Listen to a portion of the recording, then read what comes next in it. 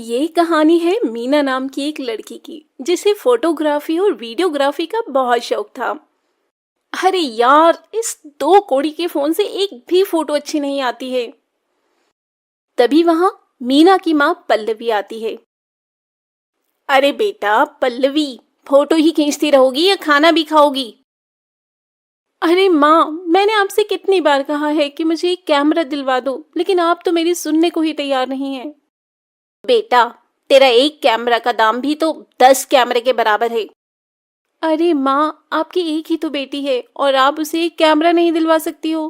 अगर आप मुझे कैमरा नहीं दिलवाओगी तो मैं खाना भी नहीं खाऊंगी।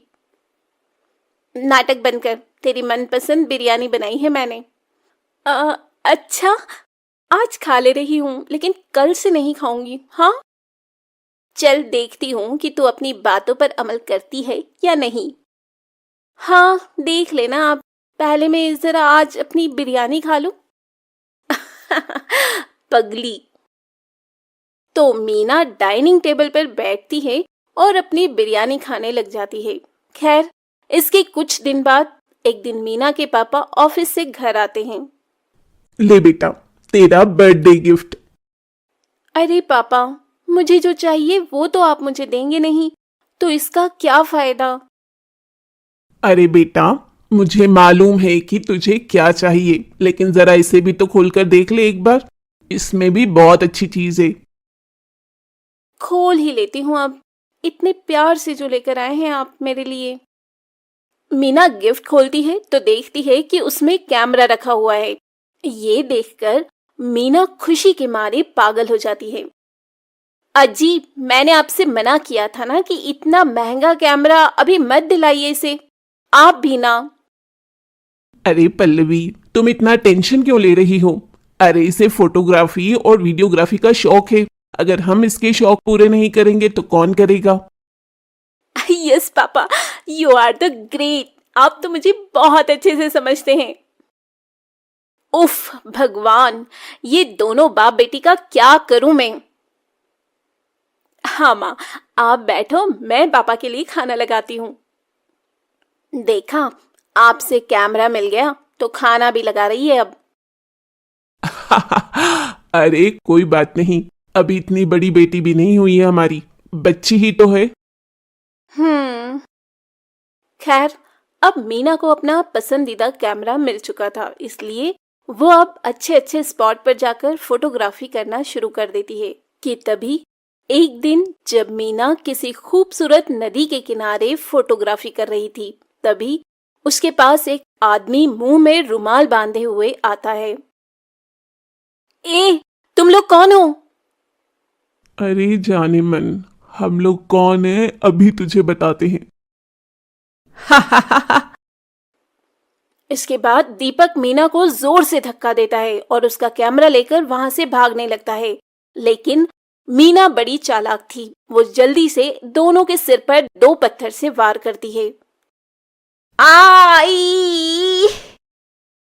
चुप बेवकूफ। वहीं मीना जल्दी से उनके पास आ जाती है और अपना कैमरा उठाती है। बड़ी चालाक बन रही है ना तू। रुक, तुझे अभी इसी नदी में फेंकता हूं। तब दीपक मीना से उसका कैमरा छीनता है और उसे नदी में फेंककर राजेश के साथ फरार हो जाता है। वहीं दूसरी ओर मीना चुड़ैल बन जाती है। एक तो तुम लोगों ने मेरा कैमरा चुराया और ऊपर से मुझे एक चुड़ैल बना दिया।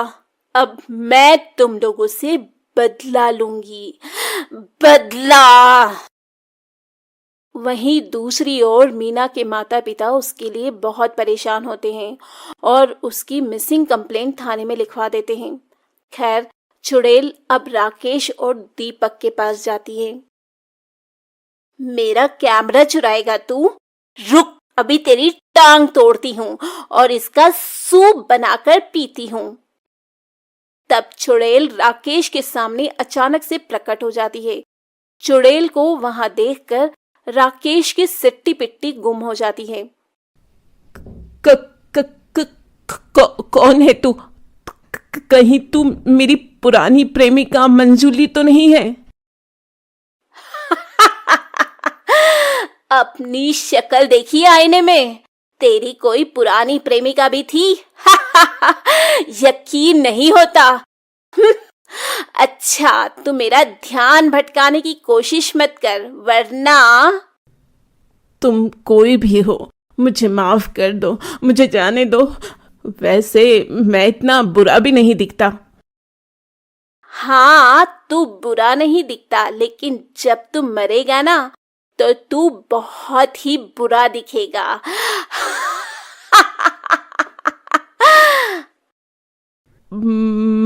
मरेगा मतलब? हाँ, अगर तू मरेगा नहीं तो मैं तेरे हाथ और पैर का सूप बनाकर कैसे पीऊंगी रे? नहीं नहीं, ऐसा मत करना। एक तो मेरा कैमरा चुराता है और मुझे मारता भी है, और ऊपर से बोलता है कि तुझे ना मारूं। अच्छा, तो तू कैमरा वाली चुड़ैल है? हाँ। तब इसके बाद चुड़ैल राजेश के हाथ पैर तोड़ देती है और उसे मार डालती है। उसे मारने के बाद चुड़ैल वो कैमरा अपने हाथ में लेती है। रुक, ऐसे ही रहना, अब तेरी एक फोटो खींचती हूँ। और चुड़ैल अपने कैमरे से राजेश की लाश की फोटो खींचती है और बहुत खुश होती है। अगर मैं ना मरती ना, तो बहुत अच्छी फोटोग्राफर बन जाती। वाह मीना, तेरी फोटोग्राफी का तो कोई जवाब नहीं। सोच रही हूँ, अब से मैं बुरे लोगों को ऐसे ही मारूंगी और उनकी ऐसे ही तस्वीर लूंगी। इस काम में तो बड़ा मजा आने वाला है मीना। लेकिन दूसरा वाला आदमी कहाँ है?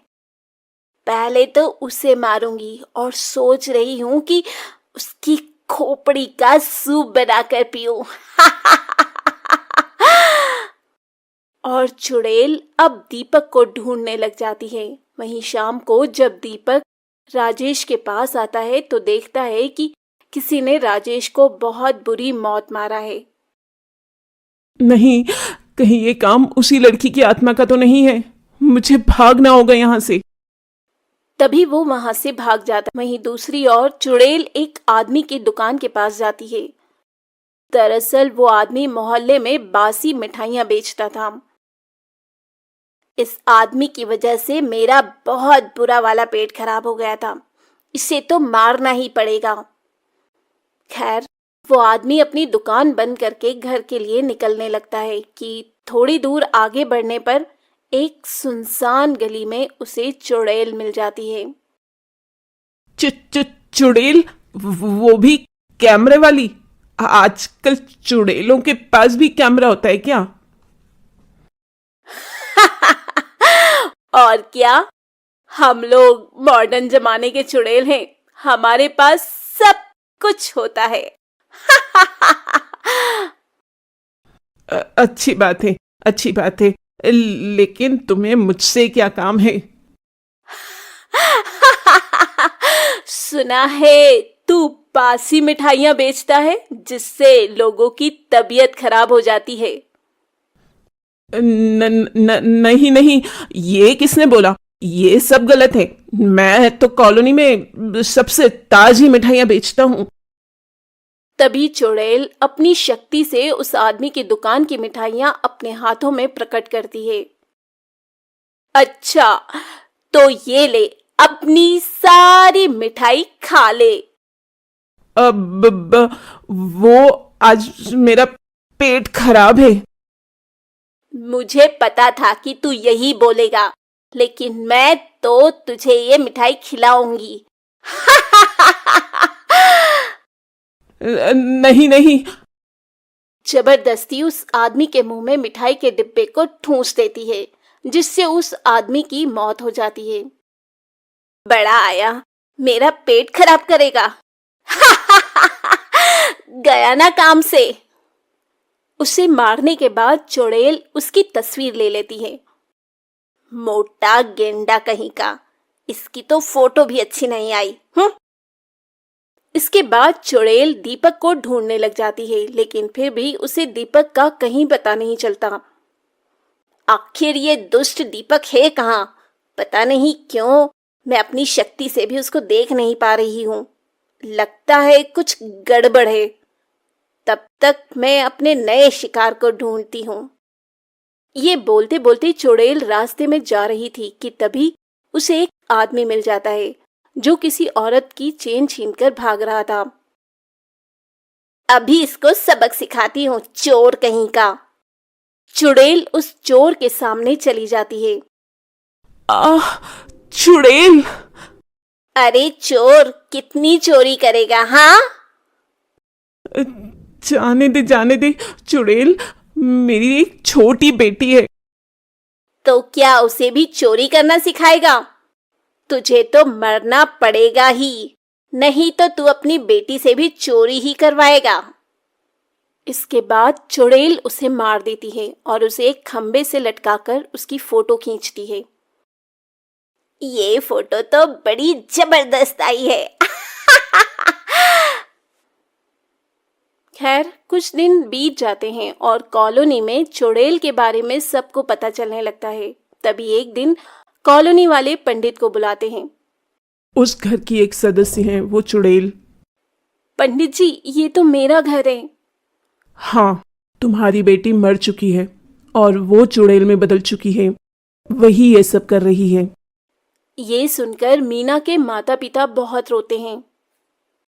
रो मत बेटी, हमें उसकी आत्मा को मुक्ति दिलाना होगा। ठीक है पंडित जी, आप जो कहेंगे हम वही करेंगे।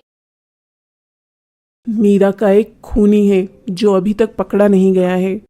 हो सकता है कि उसके पकड़े जाने के बाद उसे मुक्ति मिल जाए। अच्छा पंडित जी।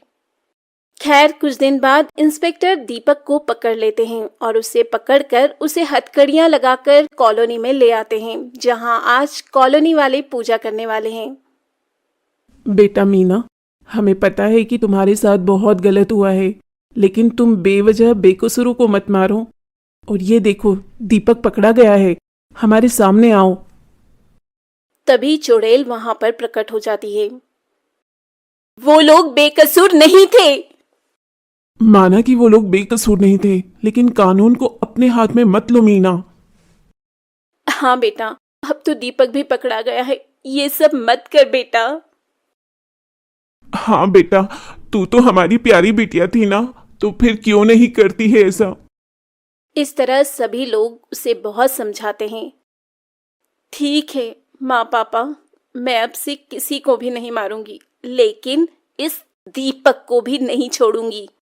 अलविदा। इतना कहने के बाद चुड़ैल दीपक को अपने साथ हवा में उड़ाकर ले जाती है और जाते जाते ऊपर से कॉलोनी वालों की फोटो भी खींच लेती है।